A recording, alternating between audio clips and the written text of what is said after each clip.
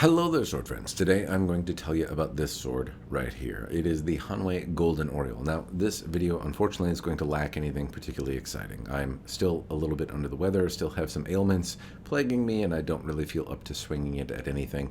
So, unfortunately, the exciting bits are going to be out of this video. But I can tell you about the bits and bobs and fit and features on this particular sword. Hopefully it's interesting. If it's not, then you should probably tune out now.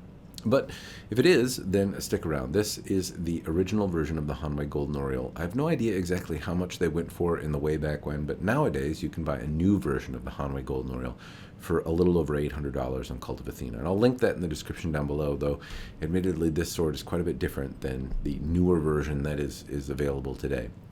The fittings are a bit different.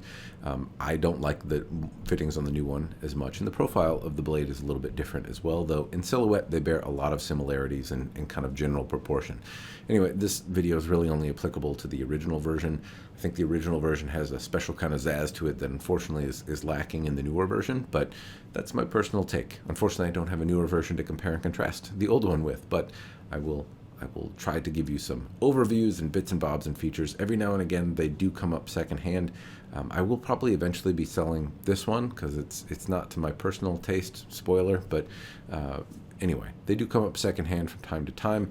You can find them every now and again, and hopefully if you see one, you'll have an idea on if it's worth investing your time, energy, or money into. So, without further ado, here are the bits and bobs and fit and features.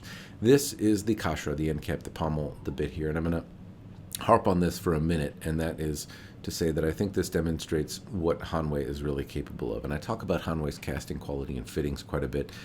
This kashra is a good example of crisp, clean lines, reasonably good shaping, and well applied detailing in like gold and silver embellishments and whatnot. And I think Hanwei does this better than others. Now, I still don't particularly like it, but they do tend to apply the detailing better. They have a really good shape. Their patinas are decent. The application of kind of the gold detailing or painting or enamel or whatever they're putting on it seems to be better applied than in other cases. A lot of times these look like they're applied with finger paints, and I just don't see that from Hanwei.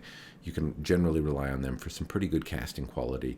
It's still a moon cast shadow of what it's trying to represent, unfortunately. And so to my mind, I tend not to like the gold detailed fittings in particular, but if I had to pick them, if I had to say who does it the best for the reproduction side of things, at least in the mass reproduction realm, I think Hanwei is a strong contender for that mantle. Other notes about the kashra, though, it is well shaped and it is detailed and it is nice and the transitions are good. Unfortunately, it's ruined a little bit for me by these shitadome here, which appear to be made with little razor blade sawtooths on the end. This is uncommon from Hanwei. It's not something that I've had really on any other Hanwei sword, but the shitadome are sharp and they hurt and they jut out in such a way that they jam into the meat of my hand and are quite uncomfortable. So were I to hang on to this sword for any length of time, I would have to address this and tamp those down or try to cut them off or file them down so they weren't as aggressively pointed as they are right now. Because as it stands, if the flow of my hand overlaps the shitadome, they chew into the meat of my hand in quite an uncomfortable way. So that's a big downside. Unfortunately, swords that hurt the user are frowned upon. I can say, though, that this is in the minority. I've had the Golden Oriole before. I've had many other Hanwei swords before, hundreds of Hanwei swords. This is thus far the only one that has had user poking, shitadome poking out of it. Anyway, hopefully you don't run into this problem. If it weren't for the fact that I've had so many other examples that didn't have it, I would probably make a stronger emphasis on it. I think this one is just an anomaly among the manufactured swords from Hanwei. But I digress. It's there. It's worth noting. The Ito and the Ska in general. Well, this is a used sword, also worth noting, and it's secondhand and older. The Ito is not particularly tight. I would say it gets a pass in that it's held up. It doesn't make me feel like it's going to come apart, but it's not particularly tight. It is in a very nice kind of subtle blue color. I like how it lays over the Samigawa panels. The panels have aged a little bit as well, so they show this kind of detailing around the nodules in such a way that the the crevices appear to have aged and taken on like a darker brown color, which I don't think was intentional. I think is part of aging. Maybe it was intentional, but either way, it accentuates the detail in the nodules. They're not particularly large, but I do think overall it looks handsome. The ska on this is particularly long as well, so it can cover your forearm. There are styles that like the longer ska. I don't study one that happens to favor it, but I do know there are styles, there are practitioners that like it. I find it to be a bit of a bother. I prefer like a 10.5 or 11-inch ska, and so having something that is as long as this is not to my personal taste. But anyway, I do like how it's wrapped. The diamonds wander a little bit. Unfortunately, due to the age as well, the Saki-haba panels have shrunk a little bit, and I can start to see under the hood a little bit. I can see the core wood under, kind of around the fuchi area, around the kashra area. It started to pull in a little bit. That's unfortunate to see. But I digress. It's still overall in perfectly usable shape. It still holds up reasonably well. It's a little on the loose side and not particularly well formed in general, in the sense that the diamonds wander a little bit, but it's still holding up and doing its job today. If I move onto the Minuki, I'm not sure exactly what they are, but they do appear reasonably well cast. They're covered a little bit by the ito, so it's tough to tell the story. Generally, there's a golden Oriole and a mantis kind of interplaying in the story of the sword. I think it's outlined on Hanwei's website exactly what they're trying to kind of the story of the sword here, but the Minuki, I can't tell exactly what they are. Anyway, if I move on to the Fuchi, there's a floral theme. I think the Fuchi is a little bit of a missed opportunity. It has some kind of, generally good casting quality, but it doesn't have the same flow that the rest of the fittings have with a prominent golden Oriole or some additional gold detailing embellishment. I know it's a little crass of me to say I don't particularly like it and then to kind of also get mad when it's not there, but thematically having it missing on the Fuchi I think is a missed opportunity for this theme. At the same time, I prefer, like I said, this theme to the newer iteration, which is kind of holistically different. Anyway, moving up to the Suba. The Suba is, I think, my favorite part of the Golden Oriole, the original one. I love the kind of blackened copper and the just kind of change. I like the subtle golden Oriole here. I think it's tastefully done and applied. It's really tough to make me like this kind of gold detailing on modern Suba or reproduction Suba that aren't kind of made traditionally with, gold bits that are carved out and put in with traditional kind of Suba making techniques. Anyway, the point is I think this is kind of a classy look. I like the blackened copper. It appears to be a copper-based Suba. On one side it has a golden Oriole, and I like the splash. The side that kind of faces outward I think is really quite spectacular.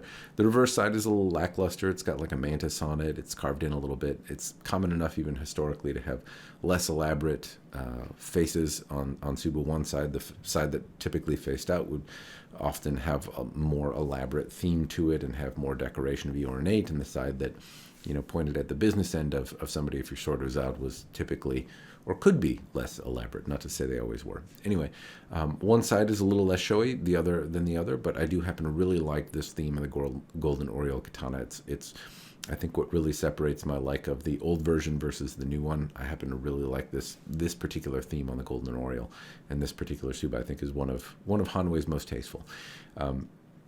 Talk about the habaki briefly. It's standard brass habaki from Hanwei. There's nothing really much to talk about here.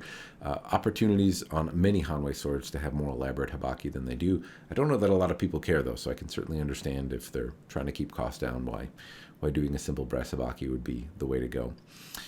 When it comes to the saya, this saya unfortunately is damaged. It came that way to me. It's got many issues, and some of them appear to be from the manufacturing standpoint, and some of them appear to be from misuse or abuse. In terms of holding in the saya and retention and all that, I really can't hold any how it retains in the saya against it. What I can say though is that this saya had some sort of moisture that got in it. It rusted the sword, and I'll show you some of the residue of that later in the video. But there's lots of chips and dings and pings on the side. I can make out a horn koiguchi. I can make out a well put in kurigata. I think Hanwei puts in the kurigata pretty well, paints around them pretty well. There's usually not cracks, and they're not usually as kind of hodgepodgey put on together. Fortunately, around the kurigata there is kind of imprints that are left over from the sageo that's been tied on, and it looks like it was tied on before the lacquer was fully cured, and it's left these imprints in the scabbard, and unfortunately they don't really go away. I'm sure they could buff out actually, but I have buffed the saya just a little bit, and they didn't come out easily, so it takes more of a heavy hand to get them out. Unfortunately, no amount of buffing is going to get out the scratches that go kind of towards the base coat. It looks like it was painted in black as a base coat first, because some of these scratches show an undercoating of black paint. At the same time, some of the blue paint on here has been chipped in such a way that it is not going to buff out. The side would have to be repainted to be, nice again. The kojiri as well has got some chips on it, and I'm not sure if something was chewing away at it or if there was some sort of thing eating the buffalo horn kojiri at the end. But it's been chipped and degraded as well, and so the saya, while functional, while still usable, it is unfortunately significantly degraded, and some amount of moisture got in there that again would rust the sword. I cleaned the sword off first, put it back in the saya, and then it rusted again in the same spots, and so I left the saya out to dry for quite a while, and now it doesn't seem to be doing the same thing, but some type of moisture got in there and would cause the sword to rust. So speaking of the blade, this is a differentially hardened, so it has a hamon on it. It's very frosty and etched, but it is differentially hardened from my understanding, and it's made out of, I believe they're T10. I could be wrong on that, but there's they're not folded. There's no hata. There's not a particularly elaborate structure in the steel to see, at least on the surfaces, but there is a hamon that kind of gracefully wanders around the sword and is quite nice. From a blade perspective, you can see on the polish that it's been diminished by the kind of leftover imperfections from the rust that was on the sword. It's pretty surface level. It didn't like really bite in. It didn't kind of create little crevices and pitting on the sword. I could wipe it off, but there is some staining that's left over from it that is present when you look at the hamon, when you look at the shinogi, when you look at various spots on the sword. You can certainly tell that it had some rust on it at some point. But again, no pitting, which I'm fortunate to have gotten to the rust before it caused more damage to the sword. So the profile and all that kind of stuff is there. I only took Mother's Mag polish to clean it up, and that seemed to do the job reasonably well, and that was as far as I was really comfortable going. If I do more, it could really diminish the polish further, and I could just have something like a shiny buff down mirror. I could lose some of the edges. But it could be polished up by somebody maybe more handy than me.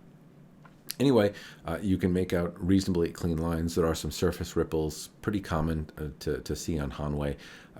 The Yokote is in there. It's not a particularly great example, and the Kisaki isn't necessarily polished in a different direction, but Hanwei does, I think, do a good job with shaping. And as I talk about other swords, I've brought out another one here just to compare it to briefly that's a little bit more common, 27-inch kind of standard size sword that you see out of Longchuan, China quite a bit more. And Hanwei, well, they tend to have their own set of issues. I like that they do a lot of variation with shape. They make the fittings, they make the saya, they kind of do it all in one factory, and it gives them the ability to kind of make some different stuff.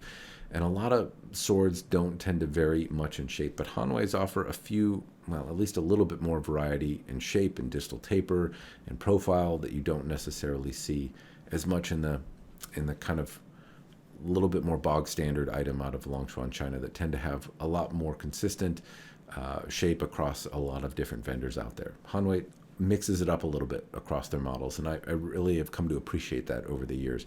The Golden Oriole, while it's not to my taste, is still a different feeling sword. It has different profiles and shapes to it, and something that I wish was more present on the market. I wish there was a little bit more variety in that way.